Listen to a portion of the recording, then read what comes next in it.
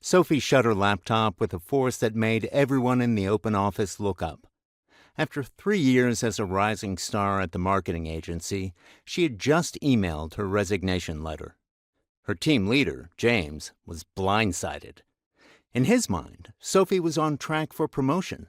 She managed the biggest client accounts. She delivered quality work consistently. What could have possibly gone wrong? Later that afternoon, over coffee at a nearby cafe, Sophie explained, "I've been doing the exact same work for 3 years, James. When I ask about development opportunities, you say, maybe next quarter when things slow down. When I propose new ideas, you tell me to stick with what works. I've watched you hire 3 outside experts rather than develop anyone on our team. I'm not leaving for more money. I'm leaving because I stopped growing here a long time ago." James drove home that evening with Sophie's words echoing in his mind. He had always prided himself on being a good leader. He praised his team, he gave them autonomy, he protected them from office politics. But he had confused management with development, and it had just cost him his best employee. This scenario plays out in organizations every day. If leaders truly knew how to develop others, would we still see such high levels of burnout, disengagement, and purposelessness in today's workplaces? Would talented employees constantly feel undervalued and stuck in their roles? Nearly every leader claims people development is important, but few make it a consistent daily priority.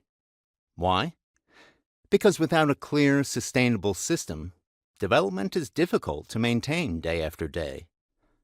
The good news? When leaders genuinely commit to development, transformation occurs.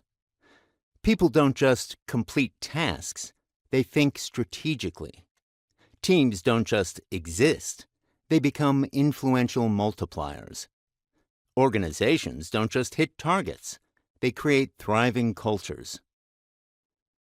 The development disconnect. Most development efforts don't fail because leaders don't care. They fail because everything else seems more urgent. Client demands, financial targets, daily operational fires. In this constant rush, people development feels like a luxury, something we'll address when there's time. But here's the reality. Every meeting, every conversation, every decision is either intentionally growing your people's capability or accidentally reinforcing limitations. Are you multiplying potential or merely managing tasks? Leadership development isn't an event. It's embedded in the very fabric of how you lead. What are your daily actions actually developing in those around you?